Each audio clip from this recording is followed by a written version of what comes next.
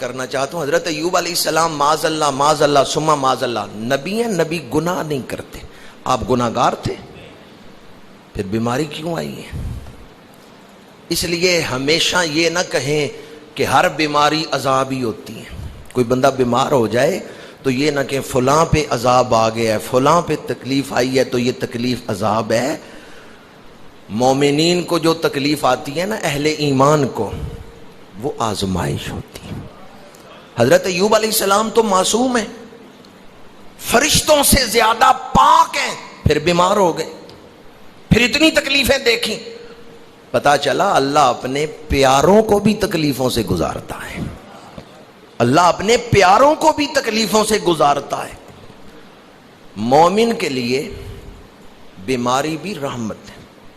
حدیث پاک ہے ترمذی شریف میں, میرے آقا کریم صلی اللہ علیہ وآلہ وسلم نے فرمایا, گناہگار بندہ ہے, بیمار ہو گیا, اس نے صبر کیا, پھر ایک وقت اس مومن پہ ایسا آ جاتا ہے, وہ زمین پہ چل پھر رہا ہوتا ہے اس حال میں کہ نامہ اعمال میں ایک گناہ بھی نہیں ہوتا, وہ بخشا ہوا زمین پہ چل پھر رہا, وہ بخشا ہوا زمین پہ چل پھر رہا ہے. تو بیماری سبب بن گئی گناہ بخشوانے کا.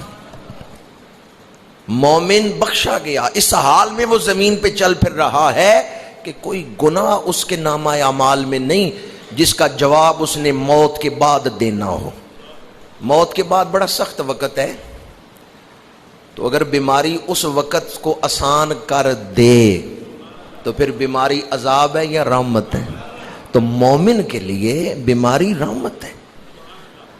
اگر کوئی تکلیف ہو جائے, اللہ تعالی ہم سب کو اپنی پناہ میں رکھے, ہم کسی آزمائش کے قابل نہیں. اللہ بغیر سبب کے محض اپنی رحمت سے ہی ہمیں بخشش عطا فرمائے. لیکن اگر تھوڑی بہت تکلیف ہو جائے تو یہ نہ کہیں جی فلاں پہ عذاب آ گیا ہے, فلاں تکلیف میں مبتلا ہوا ہے. مومن کے ایمان کا حیا کریں.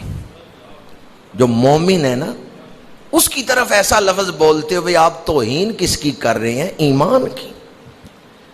اس لیے مومن کے ایمان کا ادب کریں. یہ مومن ہے, میں نے اس کی طرف ایسا لفظ نہیں منسوب کرنا جس سے ایمان کی توہین ہو جائے.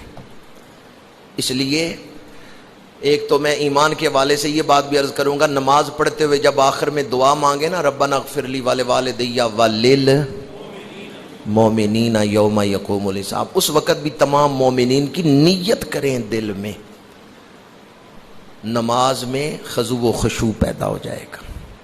تو میں نے اب تک حضرت ایوب علیہ السلام کے واقعہ سے جو نکات آپ کے سامنے بیان کی, ان میں سے ایک اہم بات یہ ہے کہ تکلیف آنے کے دو سبب ہیں.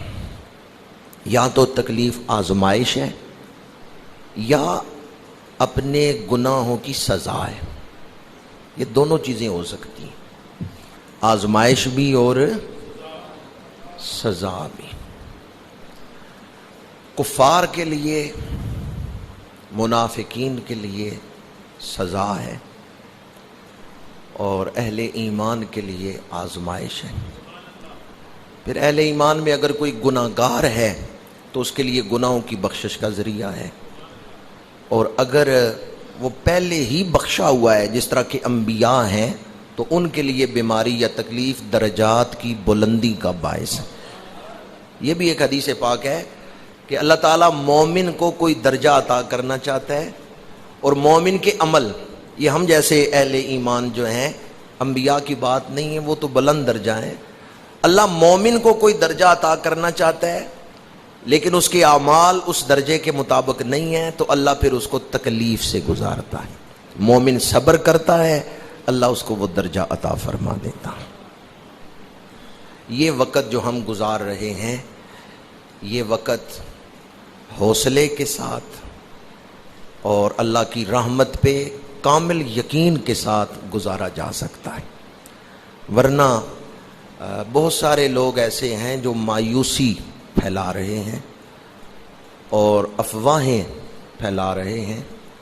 آپ دکھ کی اس گھڑی میں ہمت سے اور اللہ کی رحمت پر یقین کے ساتھ کام لیں. وہ جو اقبال نے کہا تھا کہ تندی